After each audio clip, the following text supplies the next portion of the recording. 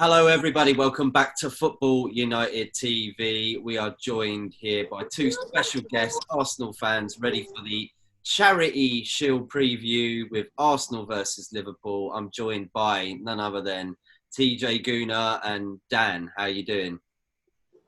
Good, thanks. All good, TJ? Good. Good. Yeah, I'm good, man. I'm good. Excellent. So, guys, would pretty much want to recap on how you got into the Charity Shield.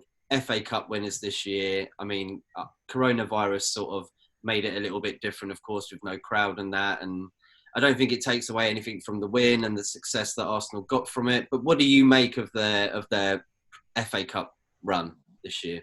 I'll start. So the FA Cup run this year was pretty good. Mate, it's just our competition, Matt. It's Arsenal's competition. We've been a cup team for quite a few years now, but hopefully under Arteta that will change and we can start to build and maybe start challenging for the title. Not going to be next season, but could be a few seasons down the line. But when it just comes to cups, they just step up, and I think Arteta came in at the right time for the FA Cup. And he got his tactics right, especially in the final. Actually, in both games, I think in the semi-final and the final, Arteta absolutely got his tactics right. Like two outstanding performances. Maybe might say the semi against City might have just edged it for a performance, but yeah, even in the final, we were superb. Made it really difficult for Chelsea to score. I know they got the opener, but we made it difficult for them to score after that. And yeah, like we look like a revitalised team. Gone are the Emery days. Emery, I felt like his tactics were just void. We looked lost. But under Arteta, this seems like a bit of vision, and he's not afraid to oust certain players from the first team squad. You know, like I don't think we'll see Ozil ever play in an Arsenal shirt ever again. I think Guendouzi we might see the back of him, but that's good from the manager. He's not afraid to put his stamp on the team and say, "I want the team. These are the players I want, and these are the players I don't want." So, yeah. I don't know. I feel like with the Community Shield, Matt, I feel like it might be a bit of a training match, maybe. I feel like we might see a lot of youth, but that's not a bad thing. Yeah, you know what, I agree. I think you look at the way that Arsenal are getting in transfers at the moment as well and getting the players that they need. And I remember you talked about the fact that they needed a spine in the team. And it looks like you're going towards that way. And yeah, I see good things for Arsenal, and I think, like you said, in the next 2 or 3 years, possibly you'll see something coming out of what Arteta's trying to build. You've got to give him time, back him. TJ, what did you make of their run, and do you think it's rejuvenated the club? The whole philosophy of it, you know, Edu and the way he's pushing out and scoping players at the moment as well is pure genius, I think. I mean, we've still got to wait because Emery had a very good first 6 months, as did Arteta. But obviously, Emery didn't win a trophy. Arteta has. But we were singing Emery's praises. You know, we were 22 unbeaten in the league. I think the only loss we really had at the start of the year was against Liverpool. And, you know, we played okay in the first half of that game. But we can't get over ourselves because with Arteta, there has been areas where maybe his substitutions should be better. You know, a guy like Emery wasn't scared to bring players off at half time. You see it with Mourinho. If the player's playing bad, he brings them off at half time. So I think that we have seen a more ruthlessness coming towards the end of the season with Arteta, where he's frozen out Ozil, he's frozen out Guendouzi. And we're going to Guendouzi later because we've heard some, surprising things about him. But I think we had a very dodgy start to the FA Cup. You know, we had Bournemouth, which we had to go to a replay with. I believe that was the first game we had to play. And I believe Portsmouth was the next game. We only won 1-0. So we had a very dodgy start to the FA Cup. But as we went on, you know, the players grew more confident, you know. You had Saka at his best, because I think in the FA Cup he got a lot of joy down the wing because, you know, on the left, him playing on the left side, most of our players focused down the left side. So yeah, he had a lot of joy in the FA Cup. I think Aubameyang was brilliant in there. Pepe, yeah, that was where he was best in the FA Cup. You know, he grew to grow as a player. Goals against Sheffield, he did wonderful cross against Manchester City. He got an assist in the Chelsea game. Disallowed goal. I think Arteta as a coach has coached these players. Sorry, it wasn't. I think we did play Bournemouth in the FA Cup, but I'm pretty sure our first match was Leeds. It was a scrappy 1-0 against Leeds. I wouldn't be able to tell you that because I probably didn't take much notice because obviously I'm a Man United fan. But yeah, do you think it was? Yeah, I'm pretty sure. But I think we did play Bournemouth. We definitely played Portsmouth, Sheffield United. And then I think after Sheffield United, it was City and then Chelsea. But it's such a funny one, this FA Cup, because obviously you come in at the fourth round. So there's only, is it fourth round, third round? Fourth round? Fourth, isn't it? Proper fourth. So you technically, I think you only play like 4 or 5 matches. And like, you know, in previous years, Matt, I think Arsenal have had a really easy run. Like I think of the year we played Chelsea in the final where we beat them that was 2017. The run up to that was like Sutton, United, and I think we also played Lincoln City, which, you know, they're favourable draws. They're teams you think, yeah, Arsenal should be turning them over. And I feel like we've had easy runs in the past. Whereas this year, I think we had a tough run, you know. Sheffield United away at Bramall Lane in the quarters was never going to be an easy task.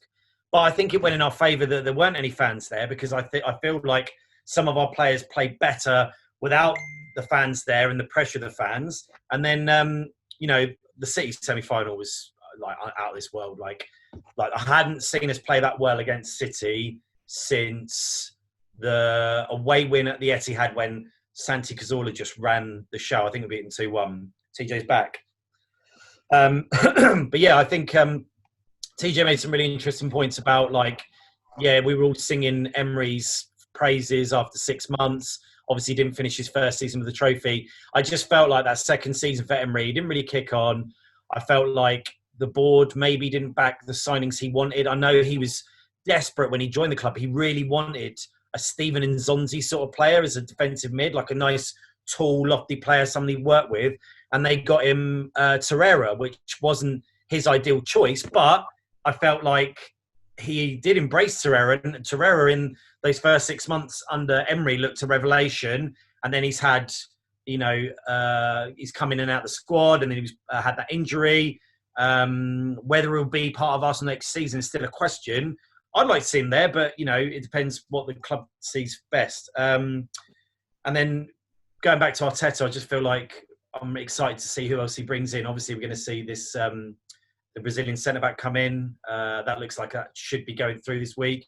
He probably won't start the season, though, because he'll have to quarantine. I'm sure he'll have to do a 2-week quarantine before he can play for the first-team squad. No, you're sideways on, TJ. Am I? Yeah. Which is all right. Like, we can still understand what you're saying. It doesn't really matter if you're upside down or... So how are you feeling? Like, I'm guessing you're jumping around with joy, the fact that Arsenal are bringing in all these players. You talked about the fact that it's going to be probably announced tomorrow, the Gabriel one. Is that correct? Yeah, but I'm not over the moon about it because we have to bring in the right players. We was gassed last year that we brought in David Luiz. We was happy we brought in Nicolas Pepe. We was happy that we brought in Kieran Tierney. But where's the players we need? Where was the rock solid centre back we need? No, yeah, we got a leader in Luiz, but is Mustafi not a semi-leader on the pitch? Because if you look at Mustafi, he's quite an influential player. I know I'd rank him quite high in the tier list. But if you look at our window, it wasn't successful. Yes, we got the left back, but did we really need to spend 82 million on the right winger? I'm sure we could have got a cheaper alternative to Nicolas Pepe, and maybe got Upamecano, and maybe a guy like Gabriel. Because look what we've done when we used our foreign scout, and we got Martinelli. Yeah, that replaces Lacazette's goal. So we signed someone for 6 million to replace Lacazette, who can sell for 30 to 40 million. And as our club is run like a business, you know, every owner is trying to make money. If they want to make money, use the foreign scout network. Look at United. Bruno Fernandes in this market is worth 80 to 90 million. They picked him up for 50. You know why? Because he's not English. He's not from the Premier League. No one really knows who he is. He doesn't have a big identity like a player like a Jack Grealish, who's £80 million. So if Arsenal use their foreign, the scouting networks in Brazil and stuff, you'll find the Coutinhos, the Gabriel Martinellis, there's the Pepe. You can get a Pepe for 20 million and still get it for 80 if you use the networks. Well, even Pablo Mari, you know, he isn't Brazilian, but he came from Flamengo, so it's just that connection. That's exactly my point. £8 million.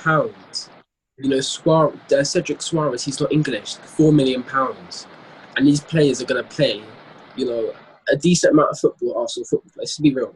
Pablo Mari, he's a backup left foot centre back. And I've seen where Arteta's going because he's getting players who've been crying out to get. You see, we've been saying for ages we need a left foot centre back. We've got 2, in the space of 6 months. So he definitely listens to us as fans. You know, they really want this hour deal through the line. And I think Coutinho could be on his way to Arsenal next month because I think that he isn't satisfied at Barca. He don't want to wait 5 years to get back into the winning Champions League. He wants to win it now. And Arteta is said to William, I want to win it in the next 3 years. Would you rather wait 3 years when you're 30 or 5 years when you're 32 and probably won't be at the club? Because I'm sorry, if I'm Coutinho, I'm going to say, well, if this manager wants to win the Champions League in his first 3 years as a manager, and my club's got about 3 different managers in the space of a year, I want to go with the manager that's more secure and can promise me, you know, first team football, where I want to play, the wages I want, you know, in the Premier League, the biggest league in the world. And, you know, there will be no problem because Coutinho doesn't have an actual problem. He wants to play football in the position he wants. And the position he wants is the cam role, the left lamb, not a left wing, not left mid, lamb or cam. And I think Arsenal will definitely give him that. Because I think he's a quality player. You know, look at his goals for Bayern. You know, he's got a quality right foot. You know, as a United fan, you know that because he scored, I think, Bayern against you in the Champions League. You know, everyone was like, he's such a good player. And, you know, I think if you get him permanently, it's better than buying him a loan fee. I think it's 20 million they want plus all his wages paid. So he'll come up to £35 million. Well, I think, you know, you was talking about Barcelona as well and the fact that everybody seems to be leaving or being told to leave at the moment under Ronald Koeman's orders, especially Suarez. You know, he's pretty much come into the team and said he's got no future at the club. So I think you could be right. I think they could be looking to probably get rid of Coutinho, seeing as they've had him on loan for at least, last couple of years? Yeah. What do you think about on loan? What do you think about them getting Coutinho, like TJ said? I'm going to contest it because I feel like if this Messi stuff comes to pass, if he leaves the club, because basically what's happened is Koeman's come in and said, I want to, you know, this club needs a restructure. These players have no future, and he's picked out the maturer players, you know, the PKs, the Suarez, Alba, all those guys. But Messi's gone like, hang on, like him and Suarez are pretty tight. He's like, these are all my mates. You're just getting. So that's why he sent that fax. I can't believe you still have to send a fax to get out of a contract. He sends this fax saying, I want out because the new manager's come in and he said, I'm going to get rid of all these players. They're all your mates. And he's just like, right, I'm going to protest. I'm going to leave. If Messi goes, I'm wondering whether Coutinho comes back into that Barca squad and is like the main man, the centerpiece. That's one angle I could see playing out. It might not, but I've got a feeling it just depends. Who knows? Barca might turn around and try to appease Messi, but we'll have to wait and see. No idea at the minute. Well, even you've been linked to Messi recently. I think even Weldstone probably have at the moment. You know what I mean? The way his name's been thrown around. But TJ, what do you think the score will be? It either goes one of two ways. Liverpool play like they did in pre-season and they get hammered. Or we, play like typical Arsenal, play a weak team, play the wrong formation, wrong tactics, and we get hammered. Or it could be two teams at the top of their game and the best team wins. And if that comes down to it, I think it'll come down to tactics. And Arteta, he's been reading Klopp's game for many years, as well. Klopp has 6 months of data to go off to, you say a Jose Mourinho, you say Diego Simeone, but then you say a Pep. So there's 3-4 managers, top managers that you can compare Arteta to, and I think he'll change just for this specific game.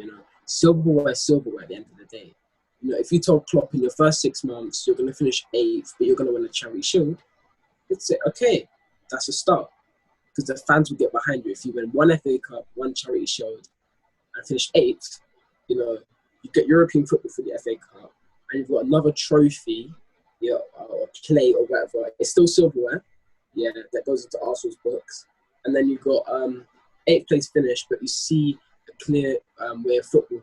And the one thing I'm really happy about with Arsenal is not being linked to every player.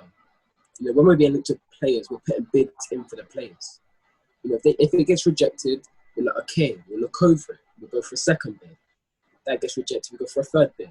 Because the Thomas Partey deal is looking like it's back on. Because Atletico are looking for an alternative to Thomas Partey, like a new CBM. So they could lower the price to 35, 40 million. Or they could pay, say, you give us 45 and a half, we take 25 up front, 20 in installments, and you can have the player. Because they can't give him 200,000 a week, plus a signing on bonus, and guarantee. I think that Arsenal, now we've won the FA Cup, how the players going to react, because you saw they reacted after Baku. They reacted in a negative way. Are they going to be a positive Arsenal squad? React in a good way, give us fans, that this could be their last season. Let's be real, this will be their last season in the job for me. You've got Arteta. I think he's going to sell 15, 20 of these players, but he ain't going to be able to do that all because he has to remain his squad. So, as I said, it depends. So it's up to you.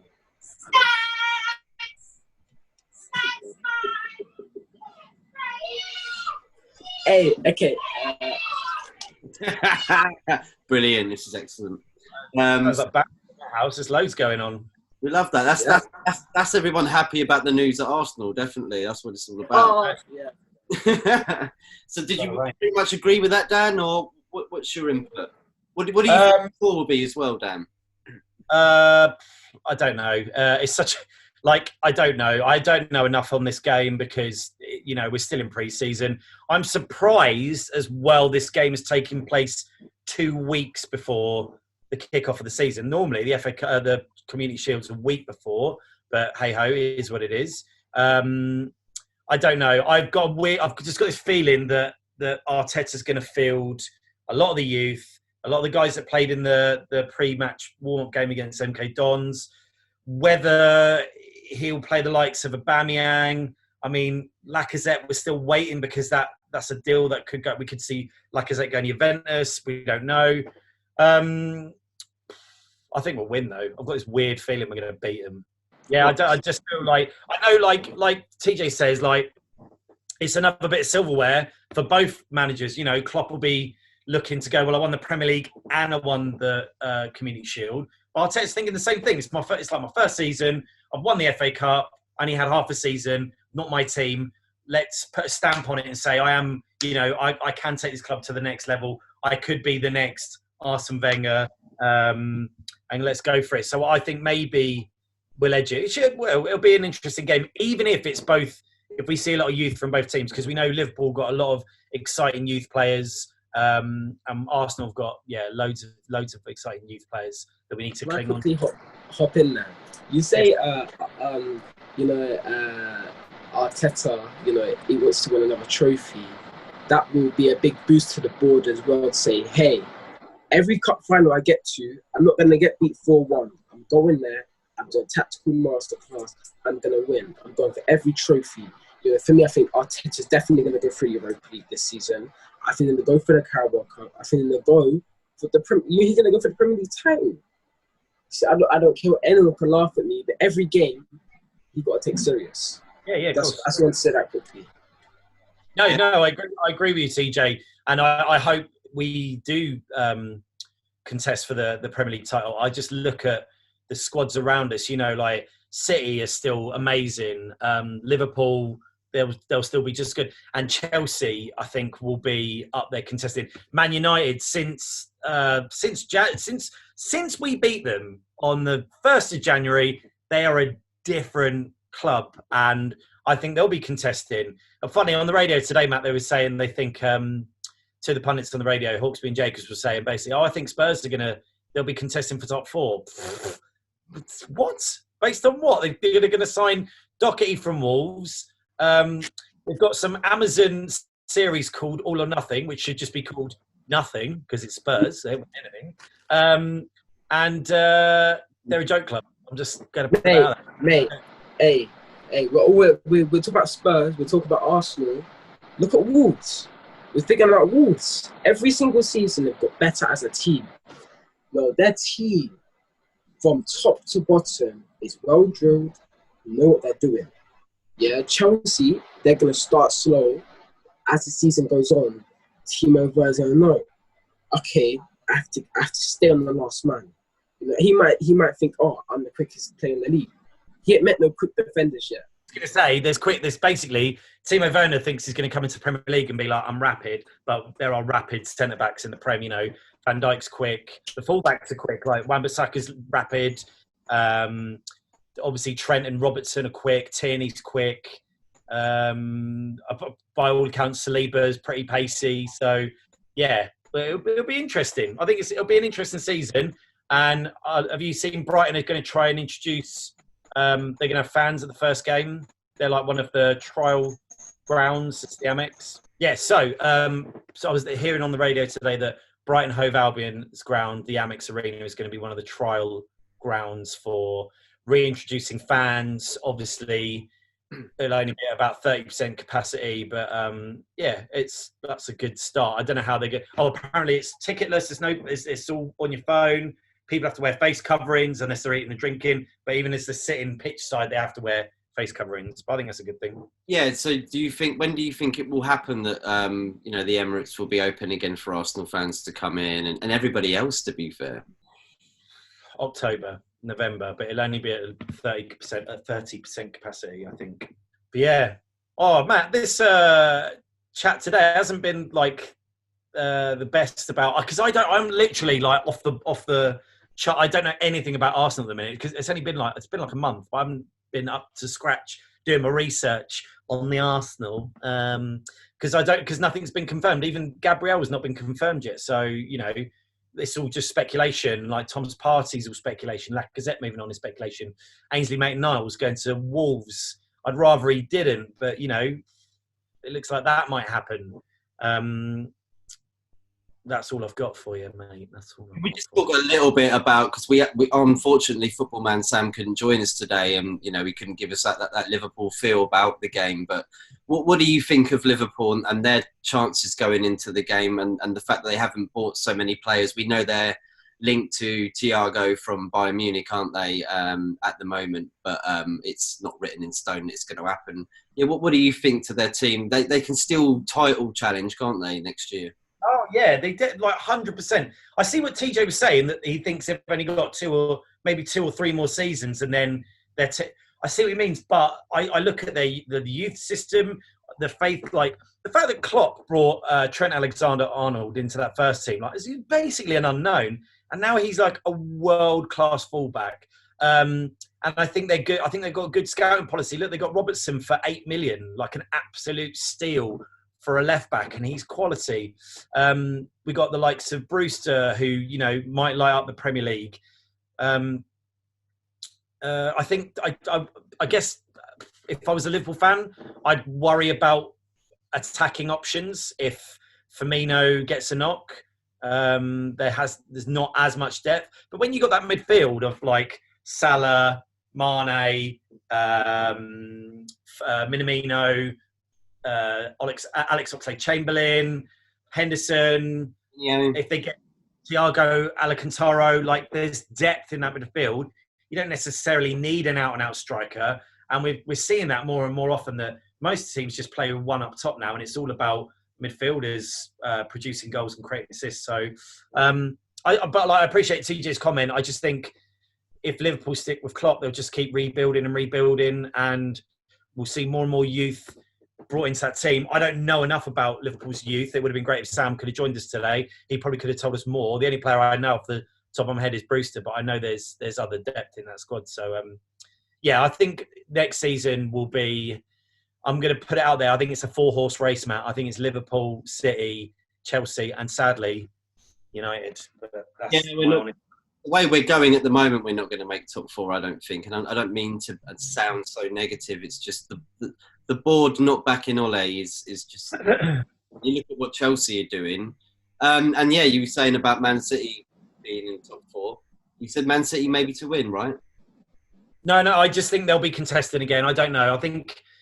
If they get Messi? I mean, it'd just be exciting to see Messi in the Premier League, but I don't know... Like, he's amazing. He is amazing. But then where does he play? Does he take the sort of Mahrez spot on the right wing cutting in? Or I don't know if Messi sort of adapted his game, whereas maybe he plays a bit more central now. Central attacking midfielder, won't he? He'll be behind Sergio Aguero. And then you have Sterling on the left, Mahrez or Bernardo Silva on the right. Because they like to cut in anyway, don't they, you see? So they kind of... You could use them as sort of central midfield wide players, like who switch around. Look at like the Rooney, Tevez, Ronaldo, Giggs situation, the fact that they all switched around places and didn't actually have a position. They started off in a position, but they'd always end up somewhere else. And I think that's what Man City will sort of follow. Not completely just from Man United. It's not just Man United, but it's one of those. We just have to wait and see, Matt, because you just don't know. Like, I've got this weird feeling that Barca will do something, because like if you get rid of Messi, Barcelona's not the same club. Basically, Barcelona is Lionel Messi. Will they bend to his demands? Will they make Koeman go, well, actually keep Suarez and keep Jordi Alba and keep all Messi's mates, keep Messi happy and keep him at the club? Or will they just go, do you know what, you've been amazing, yeah, you got a year left on your contract. I think he has got a clause he can like buy his contract out, go to City, and then maybe the option is he does 2 or 3 years in Manchester and then he does 2 or 3 years in New York because it's under the same regime, same ownership. But mate, it's just at the minute the media are just jumping on it, and you don't know up from down. Like, you can't see the wood from the trees. Yeah, we just jumped on that too. Sorry about that. So Dan, just to quickly end off. Yes. A result. Nothing more, nothing less. Just a result on Saturday at 4:30, the Charity Shield, Arsenal versus Liverpool. Check that out. And by the way, please do subscribe to us. Check out the content below. Bloody brilliant stuff. We got a really good one coming up Saturday. What's going on at Chelsea? It's going to be a very good vlog, and we got 2 special guests coming on, and a lot of you football fans know them out there. But Dan, yes, what is the score going to be this Saturday? Go and put money on it. 3-2 Arsenal. 3-2. Don't know who the scores will be. That's going to be scored. Matt, we're nearly out of time. We're almost out of time. Almost out of time. I think we've still got 40 seconds left. But thanks, TJ, for coming on too. Hopefully we can get you back on. And I'm pretty sure he put his prediction in the vlog before. Thank you, everybody, for tuning in. Dan, have a good football session today and in game Saturday. See you later. Later, everyone. Bye.